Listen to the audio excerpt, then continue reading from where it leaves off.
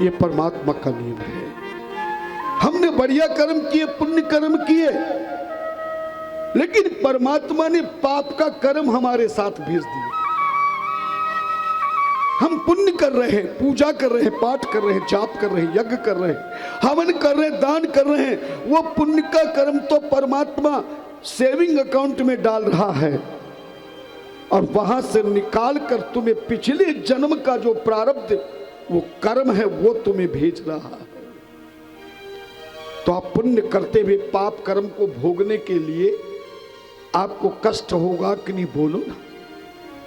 ये परमात्मा के ऊपर है। और जो पापी भोग रहा, सुख भोग रहा है, उसके पाप के कर्मों को नहीं दिया, उसे पुण्य कर्म दे रहा है। भक्ति करने वाला, पूजा पाठ धर्मात्मा स्त्री पुरुष को परमात्मा ने पिछले जन्म के किए गए पाप कर्मों का फल दे रहा है और पापी आत्मा को पिछले जन्म के किए गए पुण्य का फल प्राप्त हो रहा है। जब भक्त को पाप का कर्म भोगने का आदेश दिया है तो सच बताओ कष्ट भोगेगा कि नहीं? पूजा करते हुए भी, पाठ करते हुए भी। लेकिन जो भक्त भटक जाएगा, अटक जाएगा, लटक जाएगा, पुण्य कर्म छोड़ देगा और नाना प्रकार के सनातन धर्म विरोधियों के चक्कर में आ जाएगा, तो फिर उसका पुण्य समाप्त हो जाएगा, फिर पाप और बढ़ जाएगा। लेकिन वह पापी चूंकि पुण्य नहीं कर रहा है, पिछले जन्म के किए गए कर्मों के अनुसार पुण्य रूप में उसे आनंद ही आनंद मिल रहा है। लेकिन जिस दिन उस पापी का पुण्य समाप्त हो गया, धन्यना, जिस दिन उस पापी का पुण्य समाप्त हो गया और तुम्हारा पाप का घड़ा खत्म हो गया, तो फिर भक्त को सुख प्राप्त होगा, लेकिन उस पापी व्यक्ति को कष्ट ही कष्ट प्राप्त होगा। और इसका उदाहरण देने की आवश्यकता नहीं, आपको केवल समझने की आवश्यकता है। आपने कई बार अखबारों में, कई बार टीवी पर या कई बार रिश्तेदारी में भी आपने देखा होगा कि एक व्यक्ति के पास फैक्ट्रियां हैं, बढ़िया मकान बन गया है, खूब बढ़िया से बढ़िया उसको सुख ही सुख प्राप्त हो रहा है ना? लेकिन 20 साल के बाद उसकी फैक्ट्री बंद हो जाती है। जो लोगों को नौकरी पे रखता था, ऐसे लोगों को देखा होगा जिनके पहले बहुत धन था, बड़ा सुख था, लेकिन समय जैसे ही पाप का शुरू हुआ, फैक्ट्री बेच दी गई, बंगला बेच दिया गया, अपनी गाड़ी बेच दी। और मैंने तो यहां तक उन लोगों को देखा कि जिसको नौकरी पर रखते थे वो खुद नौकरी करने को तैयार हो गए हैं। देखा कि नहीं, बोलो ना। और जो नौकरी करने वाले आगे बढ़ जाए, बात समझ में आ गई होगी। मेरे प्रभु के जीवन में यही सब कुछ दिया गया है।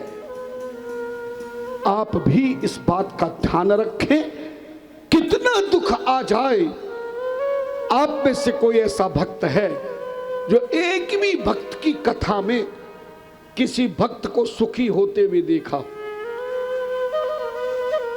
परमात्मा भी राम के रूप में आए तो बहुत कष्ट भोगा, कृष्ण भी आए तो बहुत कष्ट भोगा। राम जी को पिछले जन्म का कर्म दिया गया, जो नारद जी के द्वारा श्राप दिया था, जिसके कारण मनुष्य शरीर धारण करके नारी के विरह में कष्ट उठाना पड़ा। कृष्ण भगवान को राधा के द्वारा दिया गया श्राप का कष्ट उठाना पड़ा। सूरदास हो, रैदास हो, तुलसी हो, जितने भी भक्त भगवान के हुए हैं वो पहले कष्ट उठाते हैं, क्योंकि पिछले जन्मों का भगवान कहते हैं पहले इसको कष्ट, पाप का घड़ा इसका खाली कर दूं, ताकि फिर इसको की गई पूजा का पुण्य मेरे पास और आ जाएगा, तो पिछले जन्मों का पुण्य इसको देना शुरू कर दूंगा, फिर ये जीवन में आनंद ही आनंद, परमानंद प्राप्त हो जाए। और कभी कभी किसी भक्त को पिछले जन्म का पुण्य प्रदान कर देते हैं। टीवी पे देखा होगा 5 साल का बालक भगवान की गीता कंठस्थ कर लेता है, राम कथा सुनाता है, भागवत सुनाता है। और अब तो इस समय का प्रत्यक्ष प्रमाण तो आपको देखने को मिल रहा है। मध्य प्रदेश के बागेश्वर धाम में केवल 22-23 वर्ष के ही पूज्य धीरेन्द्र शास्त्री जी ने पूरे त्रिलोकी में तहलका मचा दी।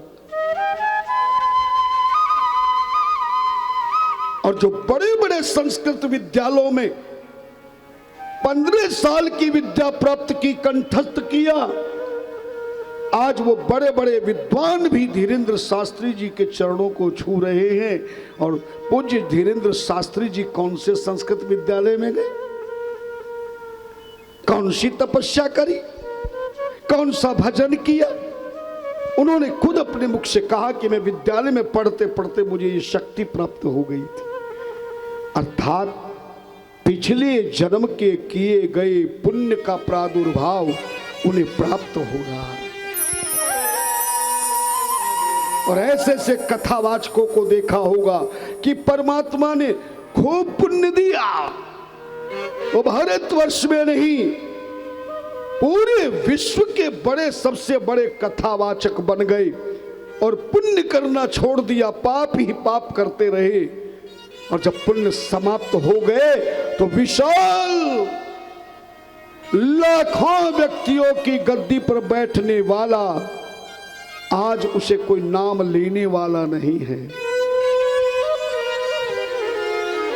जीवन भर की जेल तक हो जाती है, जहां उसकी बेल नहीं होती, क्योंकि पुण्य का फल तो पहले ले लिया पर पुण्य किया नहीं। और जब पुण्य समाप्त होगा और पाप कर्म आगे आ गए तो बड़े से बड़ा राजा भी नीचे जमीन के तले में चला जाता है। इसलिए कभी भी हमें अपने मन में कभी भी अभिमान नहीं करना चाहिए। हमारे हृदय में कितना भी कुछ मिल जाए, हम केवल परमात्मा को याद रखें। कितना कष्ट मिले, कितना दुख मिले, कितनी समस्याएं, कितनी चिंताएं, पर रोजाना का जो आपकी पाठ पूजा जप तप यज्ञ हवन अनुष्ठान आराधना साधना जो कुछ तुम कर रहे हो, उसे कहना परमात्मा तू जितना चाहे तू दुख दे, जितना चाहे तू कष्ट दे, मगर मैं पुण्य करना नहीं छोड़ूंगा, पुण्य से मुख नहीं मोड़ूंगा और सनातन धर्म के अलावा किसी से नाता नहीं जोड़ूंगा, तेरे चरणों का मार्ग नहीं छोड़ूंगा। जब ऐसी भावना हो जाए तब जीवन में समझना कि तुमने उस पदवी को प्राप्त कर लिया है। और एक दिन देखना तुम्हारे पिछले जन्मों का पाप समाप्त हो जाएगा और तुम्हारा जीवन फिर आनंद ही आनंद में परमानंद में गुजरने लगेगा।